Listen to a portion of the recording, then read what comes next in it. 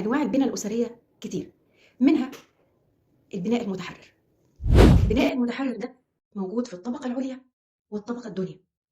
الطبقة العليا يعني اللي هم الناس الهاي خالص أو الناس العلوي، والطبقة المفحوتة اللي موجودة في القاع. الطبقة العليا اللي هي معاها فلوس، مش بيهمها حاجة، بتعمل كل اللي هي عايزاه. الطبقة المفحوتة مش فاضية تربي، مش فاضية تهتم بقوانين أسرية تحاسب أو تعاقب أو تعزز، مش فاضيين. البناء المتحرر بيفتقر فيها المجتمع أو الأسرة، بتفتقر فيها إلى الثوابت.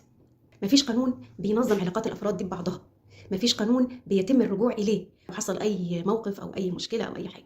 كل واحد في هذا البناء بيعمل اللي هو عايزه على كيفه، من غير ما يكون في حد بيعاقب أو بيحاسب أو بيلفت نظره حتى إن في حاجة غلط. يعني كل حاجة سايحة على بعضها.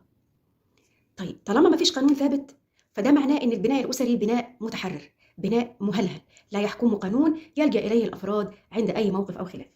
فارق بين البشر وبين المجتمعات الحيوانية إننا كائنات ليها قانون، كائنات اجتماعية بيحكمها نظام اجتماعي، بيحكمها قانون بينظم علاقات الأفراد داخل الأسرة أو داخل المجتمع.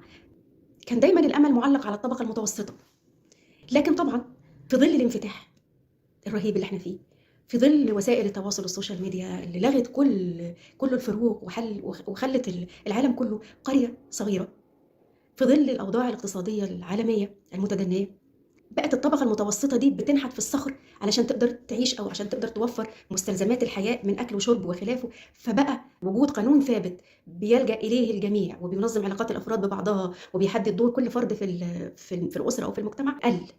مش فاضيين، مفرهدين، يعني مش قادرين. علشان كده بنلاحظ زيادة السلوكيات الغير طبيعية السيئة، الانفلات اللي حاصل في المجتمع، الانفتاح على كل الثقافات. فبقى ما فيش قوانين ثابتة، ما فيش خوف من عقاب، وزي ما بيقولوا من أمن العقاب أساء الأدب. هذا طبيعي هيؤدي إلى انفلات، هيؤدي إلى تفكك، هيؤدي إلى بعد ما بين الأفراد الأسرة وبعضهم، هيؤدي إلى السلوكيات السيئة اللي احنا بنشوفها. الحقيقة ده من أسوأ أنواع البنى الأسرية اللي هو البناء المتحرر.